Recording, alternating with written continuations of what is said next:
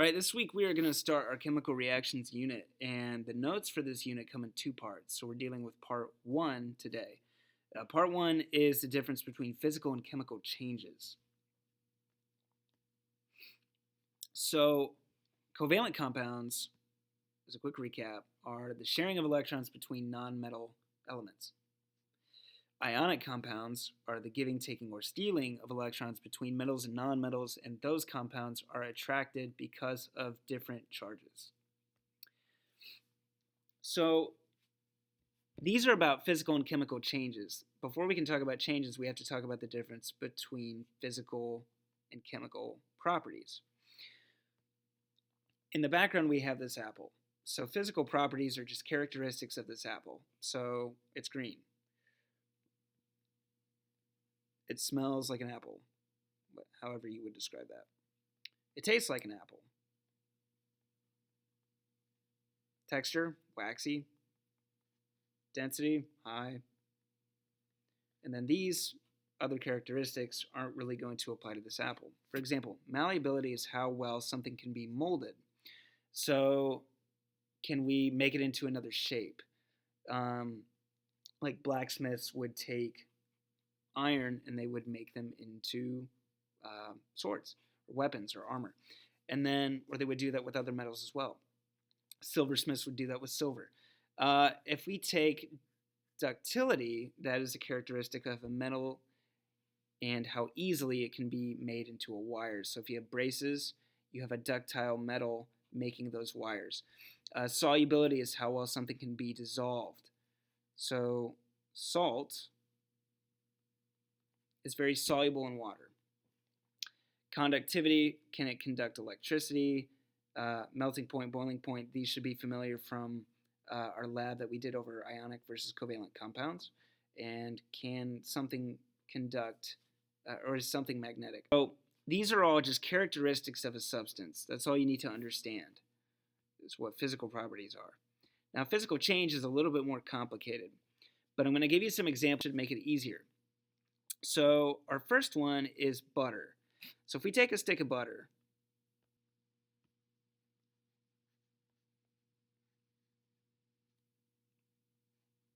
and we put this butter in a cast iron skillet,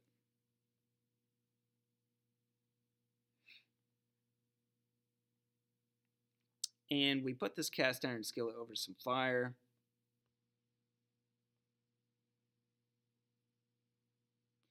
what's that butter going to do? Well, it's not going to be a solid anymore. It's going to melt into a liquid. So this butter is going to start forming a little bit of a puddle, and then it's not going to be a solid anymore. It's going to be a puddle of butter.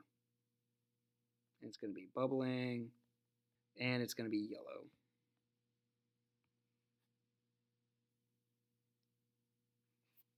What happened? We heated up a stick of butter and it became liquid butter. Is it still butter? You betcha. So because it's still butter, this is only a physical change. So we're going to write still butter. How do we know that? Well, if I let that butter sit and we get rid of our fire and it's just sitting in the cast iron for a little while, well, that liquid is not going to be bubbling anymore. It's just going to form a solid. So this butter is going to be kind of like a pancake of just like fat, which is really disgusting. But it's gonna return to its solid state, and it's gonna form whatever the liquid shape was. But it's gonna be a solid again. That's why it's called a physical change, because it returns. It's still butter, and it returns to its original state. Another great example is if we get rid of our butter. And if we take a pot of water,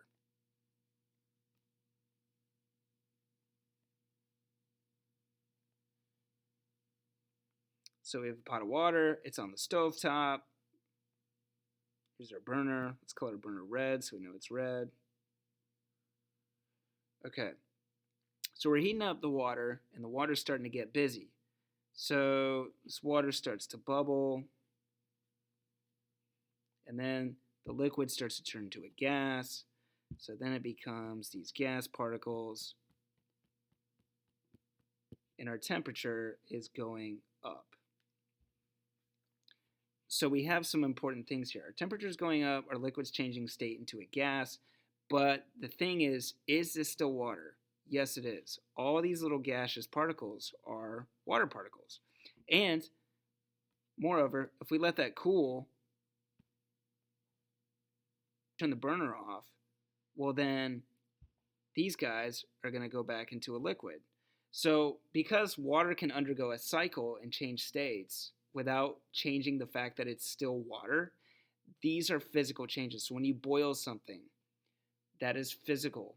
When you heat something up, such as butter, and it stays as butter, then that is going to be a physical change. Now, if you bake something, that's different. We'll talk about that in a bit.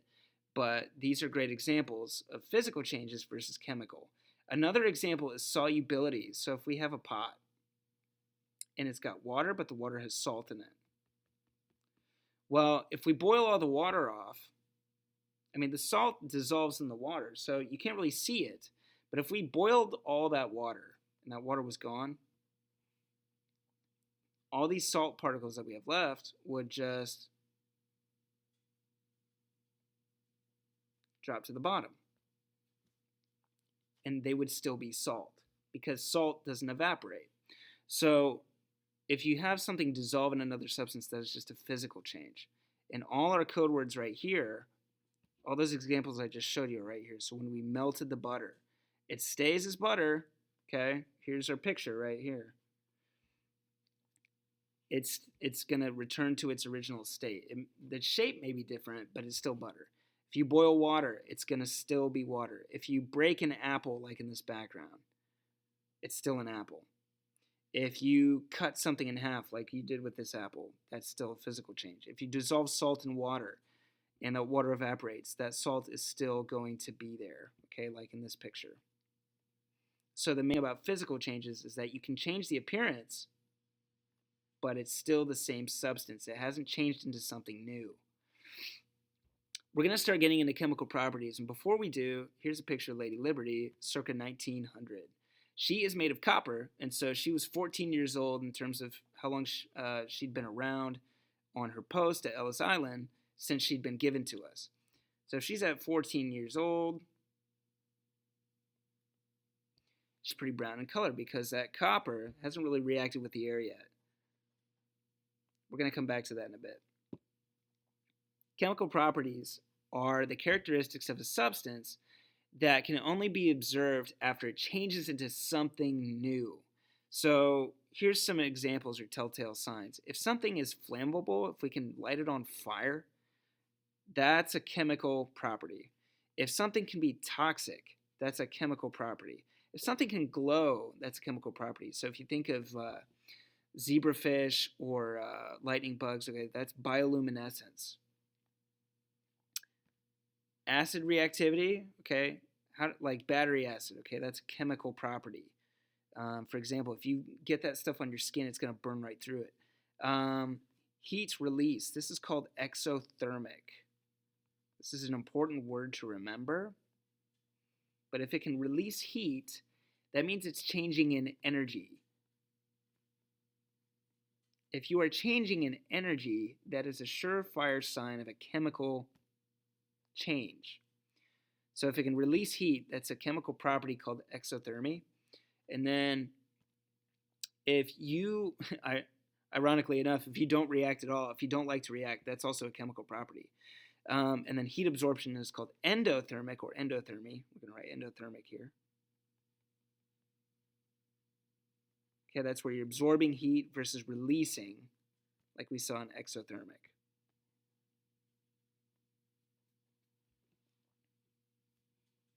So chemical properties are how likely is this substance going to be changed into something entirely new? Here's an example of non-reactivity. So this car right here is a DeLorean DMC-12. They were produced for about 3 years in Northern Ireland in the early 80s, and this car is actually the subject of Back to the Future. So if you've ever seen it, the time machine is made out of one of these cars. Why I've chosen it is that It's kind of weird in that it's the only car that's ever been mass produced in stainless steel. So the creator, John DeLorean, wanted a car that wouldn't rust. So what you're looking at is the car's exterior is actually fiberglass, but the fiberglass is coated in a layer of stainless steel. And that stainless steel is super tough, super durable, and it doesn't like to rust very easily. We know now that when we see rust, that is the mixture of iron. So if this car had been made from iron, we would see it rusting. Iron in oxygen. Okay, that is the formula for rust. Stainless steel doesn't have hardly any iron in it, and so if we have hardly any iron, we're not going to have rust. So stainless steel is very resistant or non-reactive to oxygen in the air, which is why this car was so unique. Chemical changes are very different than physical changes. So remember, physical changes were when a substance changed in appearance, but not its identity. Chemical changes are when it changes an identity. So here's an example. If we are producing bubbles, okay, that's probably a chemical change. Remember, boiling water, you do see bubbles, but it stays as water. So if you see bubbles in water, if you're boiling something, okay, that is a physical change. So produces bubbles is like melting. Okay, so think of it like that. When we melted sugar, the other day in our lab, we saw it bubble. Okay, so that's a good sign of chemical reactions or chemical change. If something turns cloudy, that is a surefire sign of a chemical change. Temperature change usually means energy change. So remember earlier I drew absorption or release of energy. So if that's happening and there's a temperature change, that's a chemical change. If you're changing its color, so if we cut an apple, that's a physical change. But when you cut that apple, it starts to turn brown. That's because it's being oxidized by the oxygen in the air. That is a color change, and that is a chemical reaction. When we melted the sugar went from white to brown. When it went from white to brown, that meant that we were changing it or caramelizing it and reacting it. So we had changed its temperature and turned it into a completely different substance. How do we know this? Because we let that caramelized sugar sit. It's just going to be a really like dark brown / black waxy substance, and it's not going to be the white sucrose that we had in the beginning.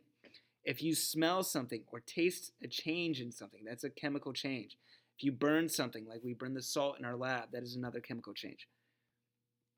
Baking, so we did some examples of cooking on the stove, but if you're baking something, if we put, we just had Thanksgiving, so if we clean this up a little bit, if we have a pie and we have a pie pan and we have pumpkin pie, which is kind of liquidy, and we put it in the oven, it comes out as a solid. Okay, and if we let it sit like that, it's not going to be